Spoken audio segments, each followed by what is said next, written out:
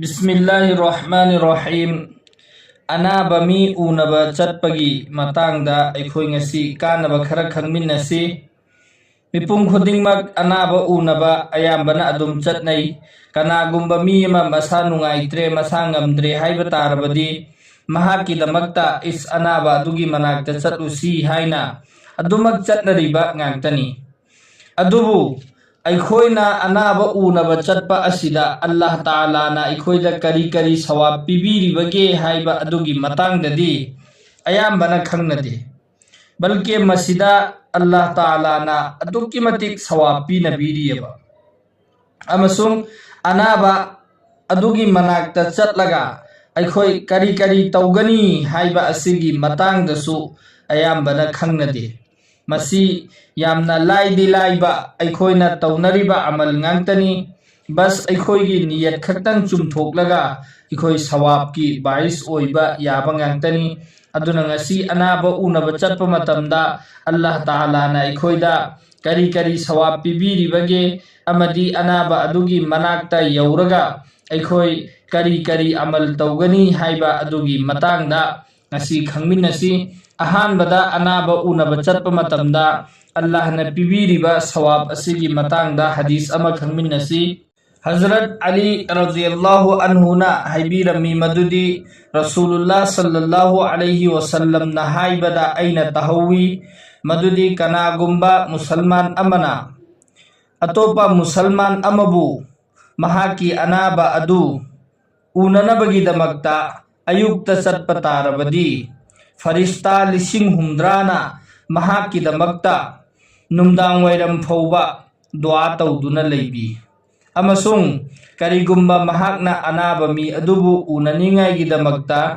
नुमदांग वैरमदा चटपा तारबदी अयुक फौबा फरिश्ता लिसिंग हुमद्राना महाकिदमक्ता दुआ तौबी अमसुंग महाकिदमक्ता हाइबदी अनाबा मी उनबा चटलिबा मीगी अदुगिदमक्तनी को हाइरिबसिंग असे अनाबा मी उनबा चटलिबा अदु महाकिदमक्ता जन्नत्ता हाइकोल लैकोल अमा फंगलबनी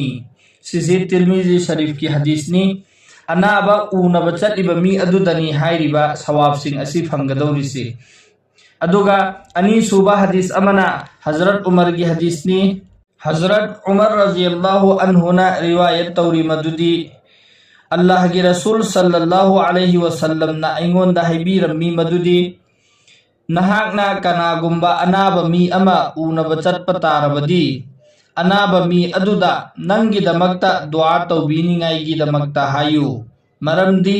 अनाबा मीना तौबा दुआ असि फरिश्ताना तौबा दुआगा चप मानै हाइबदी अनाबा मीना तौबा दुआ असि अल्लाह ना कबूल तौबी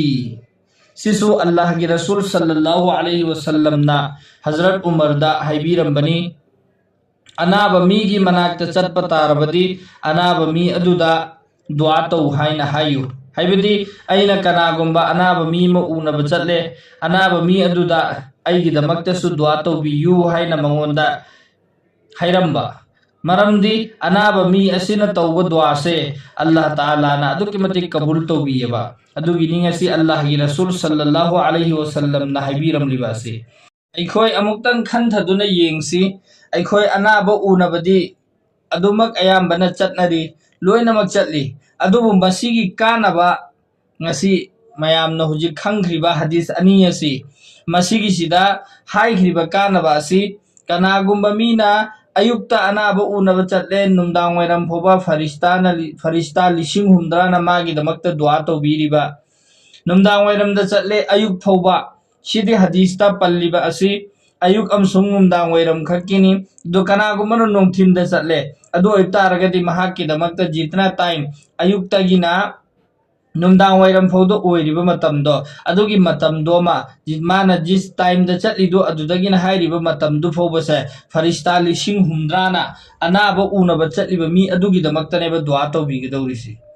अदो अखोय चट्टी चटलिमेबा सिगी ngasi अखोय सिगी नियत सि तौरसेबा अनाबा उनबा चटपा मतमदा फरिश्ता लिसिंग हुमद्राना आइगी दमक्ता दुआ तौबिगनी हाइबा से मसे अखोयगी वखंदा थम्मगा चटलसेबा अनी सुबह हदीस जो अखोयना खंग्रिबा दो अनाबा मीदुदा अइगिदमक्ता दुआ तौबियो ना हाइबसे अखोय हाइरसेबा मरमदी अनाबा मीसे सिगी मनाक्ता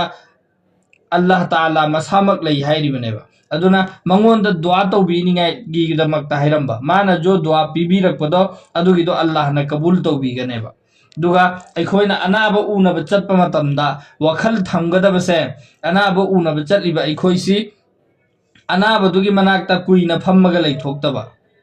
मसीसो हदीसतगी साबितनी अनाब उनब चप्प मतमदा थूना हलकनिंगाई गी तौबा मरमदी करिगिनो हाय मतमदा अनाब मीदु वरी यामना साबा यादबा नत्रगना मंगोंद प्रॉब्लम ओइबे यायबा नत्रगना अनाब मीदुगी इमुंग मनुंगना थबुक थरा तौबा मतमदा मी लाकप मरमना मखोगी थबुक थरादा अकाइबा ओइबे याय अदुना हदीसतगी साबितनी अनाब उनब चप्प मतमदा यारिबम खोय खोय नहक्तंग वरी सारमगा वरी वताई सारमगा महांगोंदगी हाइबदे खोय थूना हलकपा अदुगा अनाबा उनब चटप मतमदा अनारी नारिबा मीदो अदुगे दुदा तसल्ली पीबा हाइबदे महांगोंदा हराउनिंगाइगी अल्लाह नंग याम थूना फहनबिगनी हाइबना चिंगबा मंगोंदा वखन नुंगाइगदब पोसिंग मंगोंदा तसल्ली पीबा सिसु मसनूननेबा अदुगा नारिबा मीदुदा महाकना कीगदबा महाकना पाखतगदबा अदुगुम्बा वासिंग मंगोंदा टेंशन लैगदबा वासिंग यारिबम खोय मंगोंदा हाइदबा अदुगा वफम अमना अनाबा उनबा चटपा असि नुमदांगदा चटपा फत्ते हाइनबा अखोय मणिपुरददी हाइनबरा हाइनदबरा खंगदे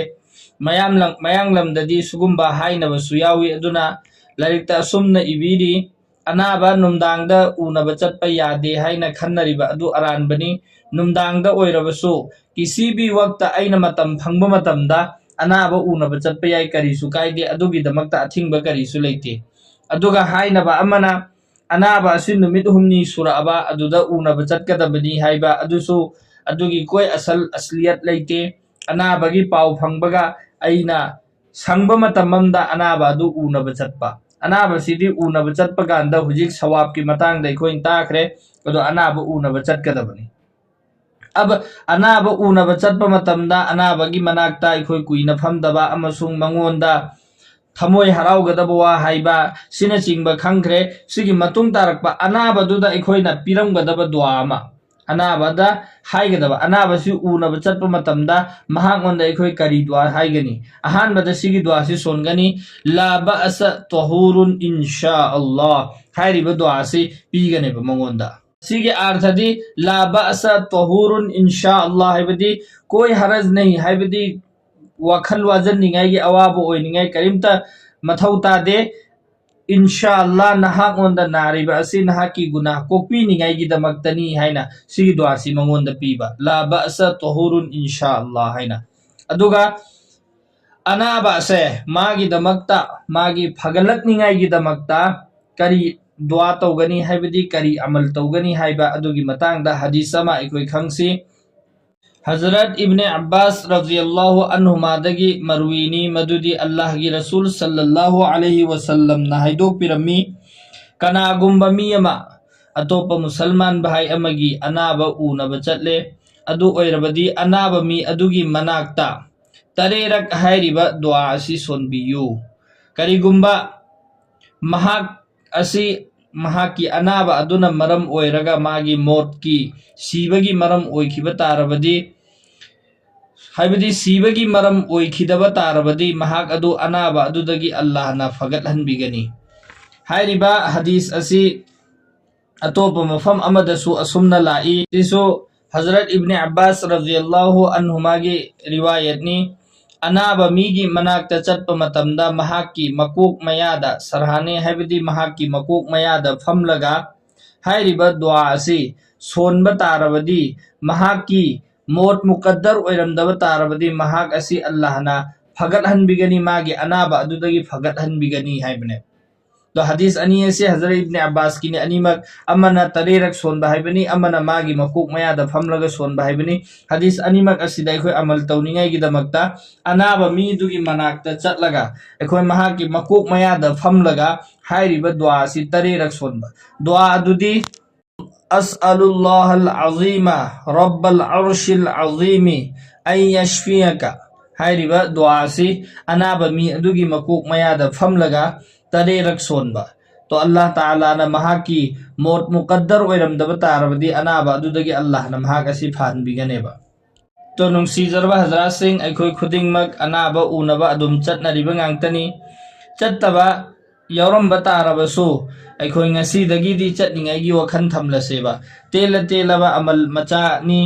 जो अखोइना तौगदौरिबसे मसिदा अखोई दुनिया की ओइनसु इज्जत फंगलिबनी अनाबा मी उनब चटपासे अदुगा सवाबसु कयाम यामना फंगख्रे अमसुंग सवाबतु त नत्तना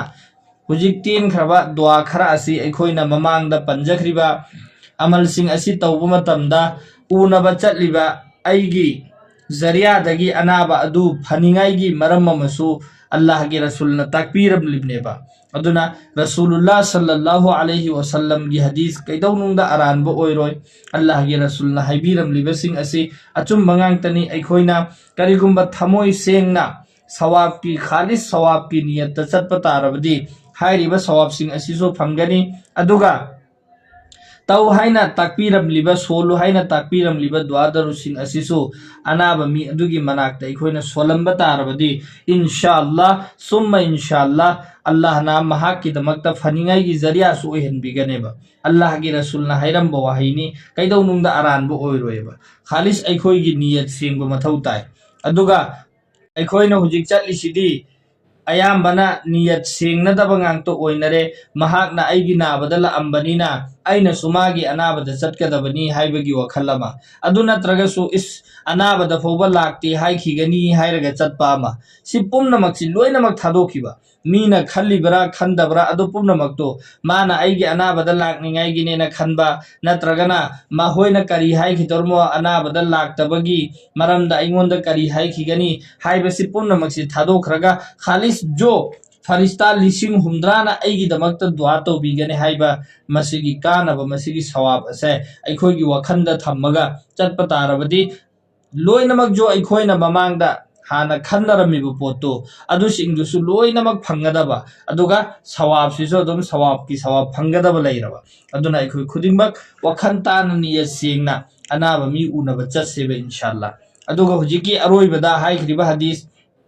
मकोक मयादा फमलगा तरेरक सोनबा हाइरिबा दुआदो अदुगी दुआदुगी मतांगदा असुमना इबीरी मकोक मयादा फमलगा महाकी फनिंगाई की दमकता दुआ असि सोनबा तारबदी दुआ असि तरेरक सोनबसे सि अम्मा अनि सोनबा होरकपदगी अनाबा मीदुदा कानबसे अदुम फंगबा हौबी सिनि हाइरिसि दुना अखोय अमल असि तौमिनसेबा इंशाअल्लाह अदुगा यामना मरु ओइबा कानबा हदीस अमा दुआ अमगी मतांगदा मफम सिददी लारिक सिददी याउदे तौबतबो अइना अतोपा हदीसता अतोपा लारिकता थेंगनेजखिबदा असुमना लाई मदुगी मफूमदी कनागुंबा मी अमा अनाबा मी अमा उनबा चटले अदु ओइबतारगदी अनाबा मी अदु महाकना उबा मतमदा हाइरिबा दुआसि महाकना सोनबा तारबदी कैदौनुंदा महाकनोंदा हाइबदी नारिबा मीदुदा नारिबा लैनादो उनबा चटलिबा मीदुदा अदुगी लैनादो अमक हन्ना मंगोंदा नारा ओयेना असुमना थेंगनखि दुआ अदु अखोइ हुजि खंगमिनसि दुआ अदुदी अल्हम्दुलिल्लाहिल्लज़ी आफानी मिम्मा बतलाका बिही व फज़्ज़लनी अला कसीरिम मिम्मन खलक़ तफ़ज़ीला हाइरिबा दुआसि अखोइना सोनबा तारबदी अनाबा मी अदुदा थुंगलिबा अनाबा अदु अइंगोंदा अमक हन्ना अल्लाहना थुंगहनबिरोयबा सिसो अखोइ नियत सेंगना हाइरिबा दुआसि सोननिंगाइगी वखन थमसि सोनसेबा इंशाअल्लाह अल्लाह ताला ना अखोइ खुदिंगमक अमल की पंगल पीनबिबो ओइसनु।